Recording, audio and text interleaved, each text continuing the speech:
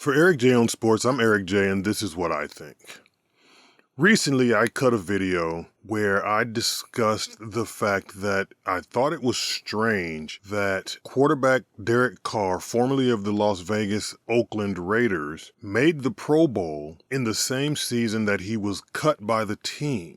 And at the time, I said that, I thought that was so Raiders, which is not even a thing. But given their history and how they've done business, it just seemed like something that the Raiders would do, particularly under new owner Mark Davis, the son of former owner Al Davis. Now, Al Davis made a lot of questionable decisions also, because in the latter years of his life, he fell in love with the combine. And he would always draft the fastest guy or the strongest guy or the guy with the biggest arm. Whether or not they were actually good football players, he would just draft them because they had the best combine performance. Now, Mark Davis is slightly more impatient than Al.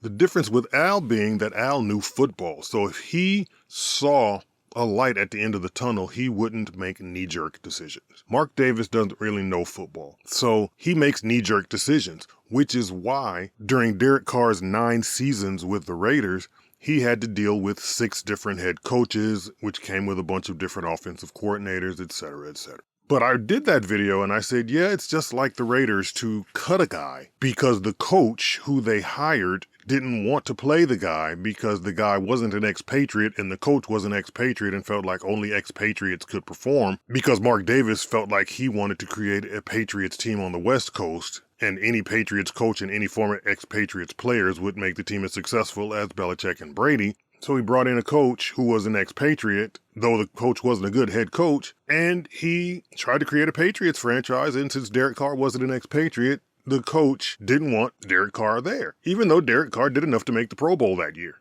So I thought that that was probably as bizarre as something the Raiders would ever do.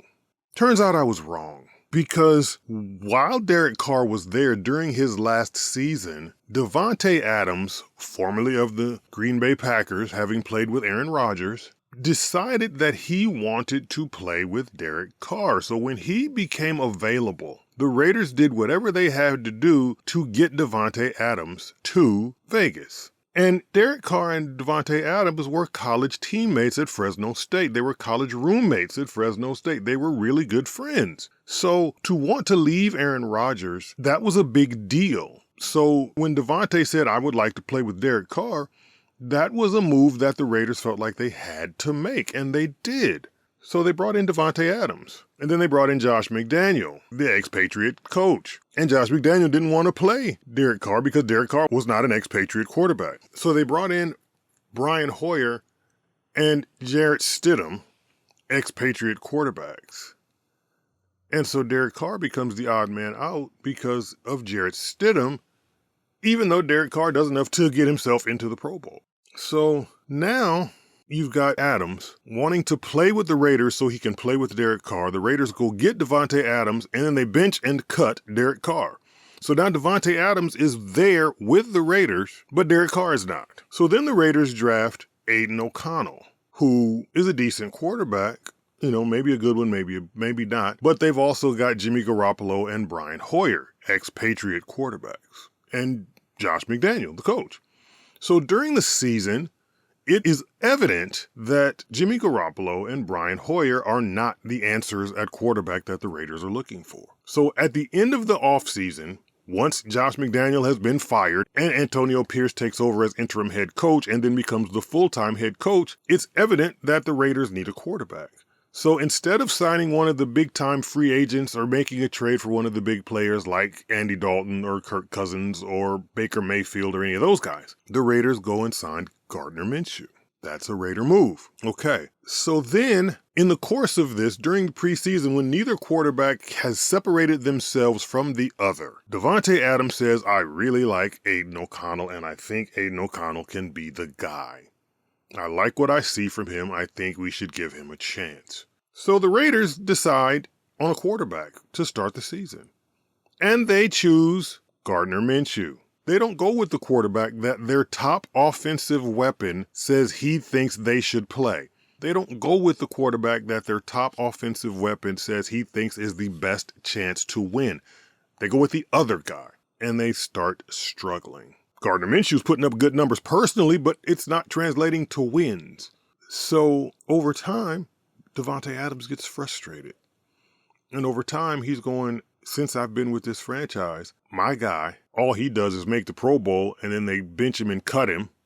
And they bring in these expatriate scrubs who aren't very good, and then they got a young guy who I think could be good, but they don't play him the first season. And then in the second season, they don't play him over some journeyman guy who's never really done much for himself or for his teams. I'm a little frustrated. I don't know if I want to stay. Maybe I'll go to New Orleans to play with my buddy, or maybe I'll go to the Jets to play with my old buddy, Aaron Rodgers. And he starts making rumblings about wanting to leave. So here's what the Raiders do. This is so Raiders. At the same moment they start pursuing trades for Davante Adams, at the same moment that he is, in quotes, too injured to play, they're basically paying him to sit on the bench in street clothes, they decide to go with Aiden O'Connell, the guy that Davante Adams felt like was the best chance at quarterback. They decide to go with that guy that Davante Adams wanted to play with. But then they don't play Davante Adams, and they continue losing. So if you thought that Derek Carr being cut by the team in the same year that he makes the Pro Bowl was the most bizarre thing that you will ever see, this situation with Davante Adams trumps that in spades. The guy says, this is the quarterback that I think gives us the best chance to win. I think we should give him a chance. And then the team goes in the opposite direction. And then when it's not working and Davante Adams says, I want out, then they start looking for ways to get rid of him, but then decide to play the quarterback that he felt like gave them the best chance to win, but they're using that quarterback without him. So, Raider fans, of which I am one, and have been for a long, long time, I can say that as things get more and more bizarre with the silver and black, I just ask this simple question. If you're still a Raider fan, tell me why. Because I need to know why I am still a Raider fan. Because I don't know. Because someone asked that of me recently, why I continue to follow a team that makes such bad decisions and seems to be a rudderless ship in the ocean. And I don't know, because I don't think it can get any worse than what's going on right now with the team. Except for the fact that Max Crosby, their best defensive player, seems to be a little frustrated also.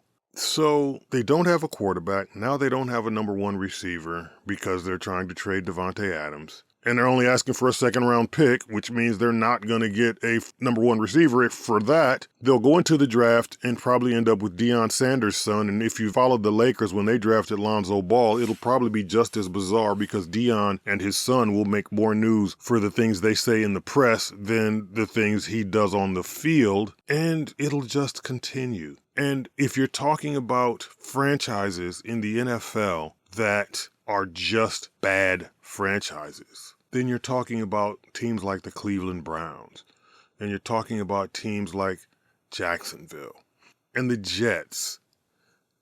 These teams are just bad. And sadly enough, these are teams that used to be great. But right now, I'm thinking a lot of these teams need new ownership, new management, and whatever. And the Raiders, particularly, are the only team that has an owner who's not a billionaire. So they need a guy who knows how to run a business. I would love it if somebody like Mark Cuban would buy the Raiders. I would love it if somebody like the group that Magic Johnson is a part of that owns the Dodgers and Washington would have bought the Raiders. I would love it if something like that would happen. Just somebody who knows how to run an organization and then get out of the way. Because right now, I don't see a light at the end of the Raiders tunnel. And if anyone does, let me know, because I don't see it. Remember to like and share this video and subscribe to this channel, and visit the Eric J on Sports website, and follow me on Facebook at Eric J on Sports 1, and on Instagram and Twitter at Eric J on Sports. And for Eric J on Sports, I'm Eric J, and this is what I think.